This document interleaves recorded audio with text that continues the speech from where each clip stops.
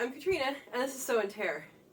And I want to say thank you guys so much for sticking with me. These last 2.5 weeks have been travel weeks for me. Hosted a masterclass at QuailCon at my Tare farm in Miamisburg, Ohio, and also was an exhibitor for the National Heirloom Expo in Ventura, California. So, thanks for tolerating the non-lives. We did have a live right after QuailCon, and then last week I did not. We will be having one tomorrow, Monday night at 6 p.m. Pacific time, so we'll be back on track. So thanks for sticking with it, guys. But what I have here is squashes.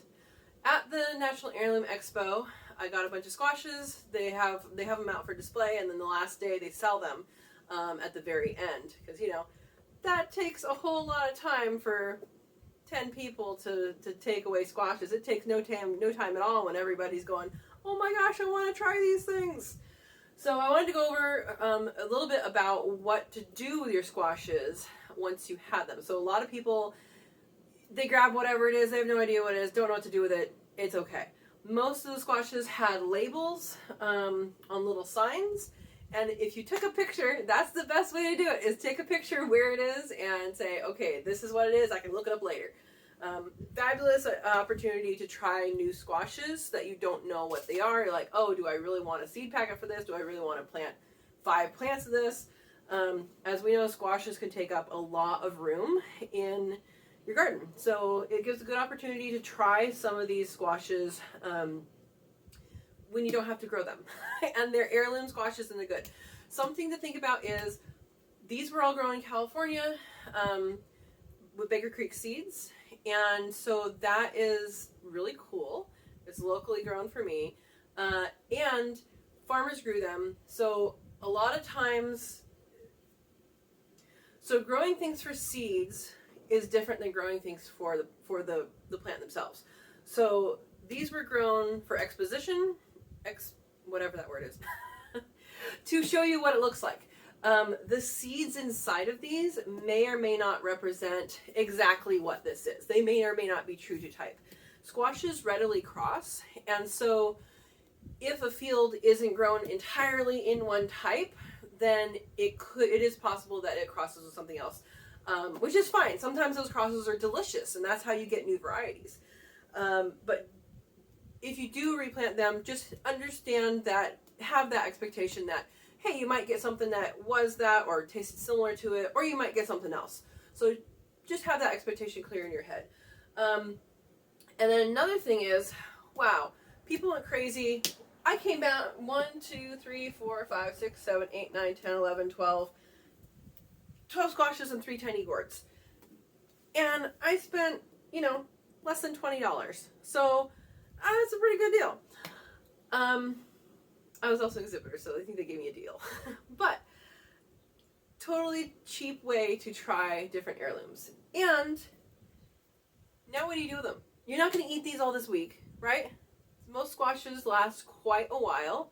First thing I would do, look up what you have. If you don't know what you have, try and figure it out. Go to the Baker Creek seed catalog online, or maybe you got one at the event, and just see what it is. Some squashes last a long time, some squashes last not so long. Another thing that might happen is that there could be rot or signs of rot on your fruits, because these are fruits. And so those are the ones you want to eat first. So when you store these, they'll store a long time. Most of these will store a long, like months. I mean, I have regular pumpkin from last year. I think I asked for people's pumpkins for my animals in November after Thanksgiving, and I still had it up until last month. So I mean, that was a regular pumpkin. So these will last quite a while if they have if they're kept correctly. So the ones that you don't eat right away, you want to keep in a cool, dark spot, ideally. Does that happen? No. People keep them on the front porch too. That's fine too. But you want to check them. If you're going to eat them, you want to check them regularly for signs that they are getting soft, because you want to toss those out, feed your animals with them or whatever. So I'm going to show you one thing on here. I'll go through these. I'm not going to name them because I don't remember all their names. These two are Hubbards, different kinds of Hubbards. But I'll put up on the screen what they are, and then throughout the year I'll be doing a playlist with this as the first one of heirloom squash and heirloom squash recipes. So I'm going to be some of them I know how to use, some of them I used before, some of them are new to me. And so I am going to be sharing what I'm doing with the squash with you. And it might be something new to me. It might be something, I might open it up and go, oh, well, that smell doesn't go with what I would like it to go with. I mean, example is delicata. Delicata is a sweet squash. So I like this just in avocado oil and saute it, and it's good, and you can eat the peel. So there's some things like that I know. These will likely turn into something like a curry or a soup because they're really good and really robust. I know this one. I haven't had this one. And so that's something to keep an eye on. So storage, you want to store them cool, dry, if you can. If you can't, that's fine. Look for signs of rot. Look for all these things.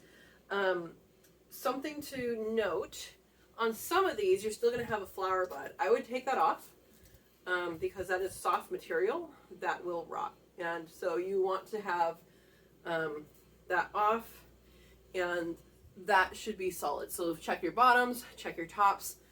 These are not handles. So try. It's really tempting, especially for the big ones. You just go like that and pick it up. Try not to use those as handles, because if those break, then it opens up the area around the stem. So something else that it does is, I'll bring this to you guys. So this is a blue Hubbard squash, and this stem still has green in it, which means that it still has moisture, and that moisture is going to be, this squash is going to be using that moisture. If you ever seen a pumpkin weighing contest, they usually keep as much of this on the plant as possible. They cut it all the way up to the vine, and then at the very last minute they're required to cut it. But that will keep your pumpkin going, or your squash going longer. Now, I did want to show you guys. See how this stem is hollowed? And it does have a little bit of, it's starting to go bad there. So this should be eaten sooner rather than later. I have a couple of them like that. Here's another one. So you see how that has some mold starting? So that will just continue to go. So these two I knew that they had it, and I made the decision, yes, I'm still going to get it because I still wanted to eat them. This likely is not affecting the fruit yet. It will though. So it will eventually. And you can feel like this part of the stem is squishy, but this part is still firm. But that can go inside, like it can kind of burrow, if you may, inside and affect the fruit. So that's things to pay attention to. Check this end and check this end. And if you rotate them every once in a while, that will give you an awareness of whether an area is getting soft or not. And if a part of a squash is starting to get soft, you can totally eat the other side. Just if it smells good, it usually is good. So there's some advice. So I'm going to go through these and show you what they are, and I will put up on the screen their name because I don't remember all of them. This is a banana type, I know that. And some of these will change color and some of them won't.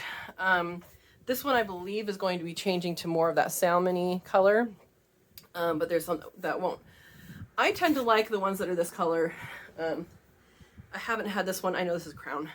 I haven't had this one yet, but I didn't get Jarradell. That's Jarradell and Blue Hubbard are the two that I've had that were really, really good.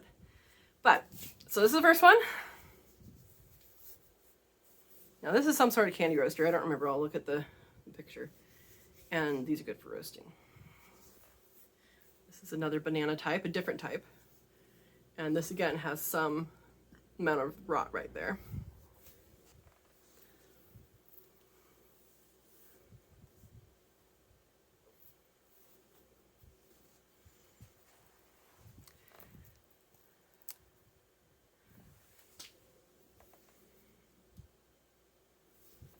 These are delicata. I think it's honey boat. I'll put it up on the screen.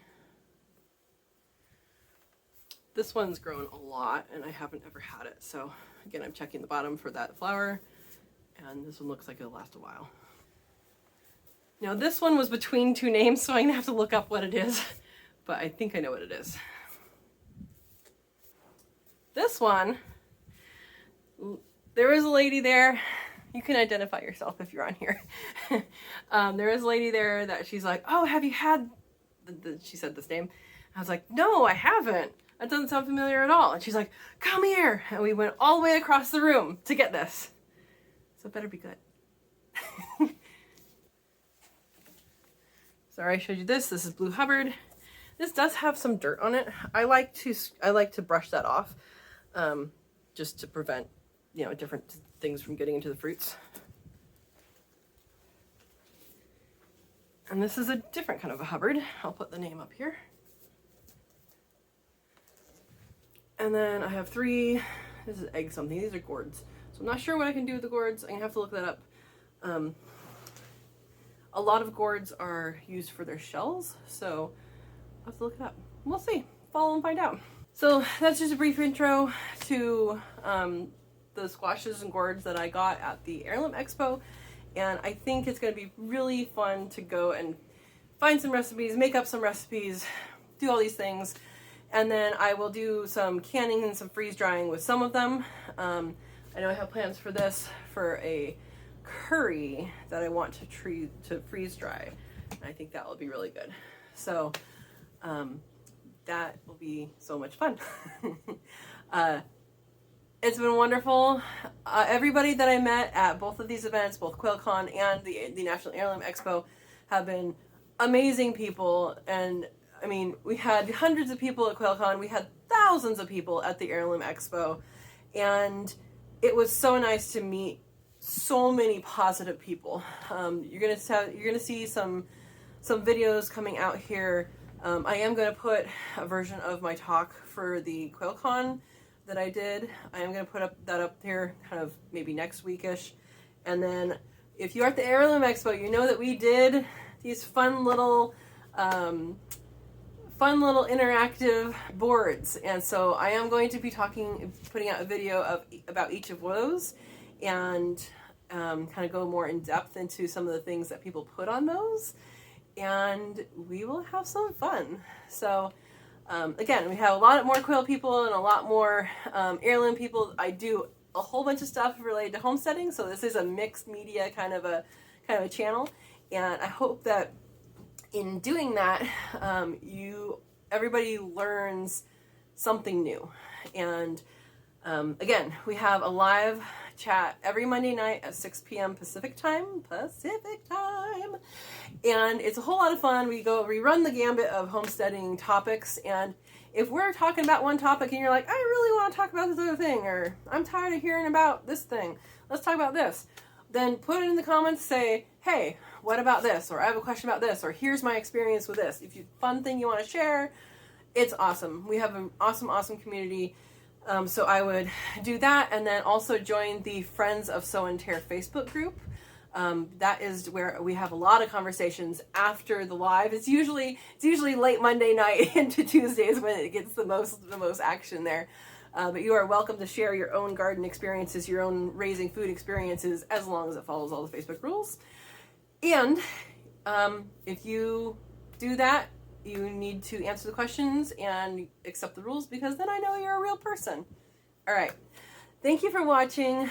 I enjoyed meeting all of you. And for those that were not able to make the events, I enjoy you as well. So have a wonderful day, and let's get cooking, because this is going to be a lot of cooking. Thanks, guys.